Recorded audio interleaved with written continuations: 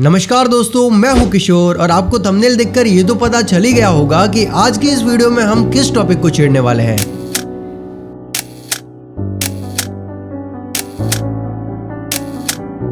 जी हाँ दोस्तों, इस वीडियो में हम जानेंगे हाल ही में हुई 2000 रुपीज की नोटबंदी से संबंधित सारी इन्फॉर्मेशन और साथ ही साथ हम ये भी जानेंगे कि आखिर 6 साल बाद फिर से ऐसी क्या सिचुएशन पैदा हो गई जिससे आरबीआई को 2000 की नोट को डिसकंटिन्यू करने पर मजबूर होना पड़ा। पर दोस्तों, क्या आप जानते हैं कि नोटबंदी जैसे बड़े फैसले आखिर लेता कौन है और किसके पास होती है ये पावर जो ये तय करता है कि कौन सी नोट पर रोक लगानी है और कौन सी नोट को जारी रखना है। तो दोस्तों, केंद्रीय सरकार and reserve bank of India दोनों ही मिलकर ये फैसला करते हैं कि कब नई नोट जारी करनी है और कब नोटबंदी करनी है। वैसे दोस्तों, 8 नवंबर 2016 को यानी कि आज से तकरीबन 6 साल पहले जब नोटबंदी हुई थी तब रुपीज करेंसी की रिक्वायरमेंट बहुत ज्यादा बढ़ गई थी एंड लोगों के पास पैसे तो थे पर उन पैसों से कोई भी काम नहीं हो पा रहा था क्योंकि पुरानी नोट अब वैलिड ही नहीं रही थी। और इसी के चलते सन 1934 में बनी धारा 24 के तहत 2016 में 2000 का नोट जारी किया गया था। पर जब 500, 200 और 100 रुपए के नोट पर्याप्त मात्रा में पब्लिक के पास अवेलेबल हो गए तब गवर्नमेंट के आदेशानुसार आरबीआई ने 2018 टू 19 के एंड तक 2000 की नोट छपाई बंद कर दी थी और अब जो 2000 की नोट मार्केट में अवेलेबल थी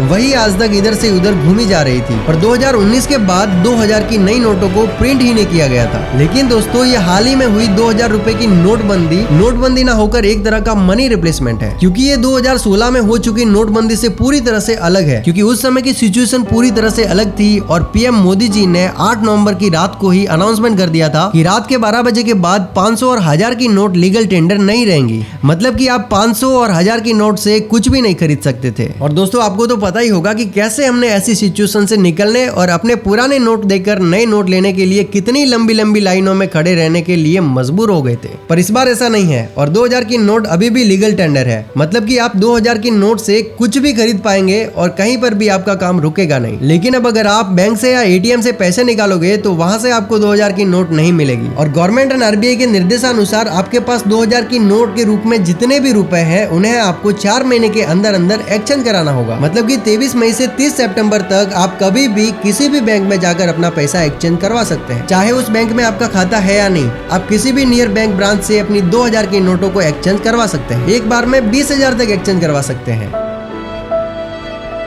क्या हुआ, ज्यादा निकालना है? कोई बात नहीं, आप अपना पैन कार्ड नंबर देकर 20,000 से भी ज्यादा रुपए एक्सचेंज करवा सकते हैं। लेकिन अब मुद्दे की बात यह है कि इंडियन गवर्नमेंट ने रिजर्व बैंक ऑफ इंडिया के द्वारा 2016 के बाद हाल ही में की गई 2000 रुपए की नोटबंदी करने के पीछे का मेन कारण क्या है? दोस्तों, इसके पीछे का सबसे बड़ा उद्देश्य यह है कि इंडिया में जो लोग गैर कानूनी तरीके से 2000 की नकली नोट छाप कर इन पैसों से कालाबाजारी कर रहे थे और इन नकली नोटों की वजह से आतंकवादियों को भी सपोर्ट मिल रहा था। इसलिए इन नकली नोटों के काले सच को सामने लाने और बड़े बड़े लोगों के पास छुपे काले धन को बाहर लाने के साथ साथ उनका पर्दाफाश करने के लिए गवर्नमेंट अक्सर ऐसे कदम उठाती है। साथ ही साथ दोस्तों, ऐसे फैसलों से डिजिटल मनी को भी बढ़ावा मिलता है और लोगों को अपने पैसों को कैश की जगह डिजिटल रखने का महत्व समझ में आता है। और दोस्तों, मैं भी आपको पर्सनली रिकमेंड करूंगा कि अपनी कमाई अपने पैसों को बैंक में ही रखें और डिजिटल तरीके से यूज करें। और जैसा कि मैंने इस वीडियो में बताया है कि आपके पास जो भी 2000 की नोट्स रहेंगी उनको 4 महीने के अंदर यानी कि 30 सितंबर से पहले एक्सचेंज जरूर करवा लेना, नहीं तो आपका सफेद धन काले धन में बदल जाएगा।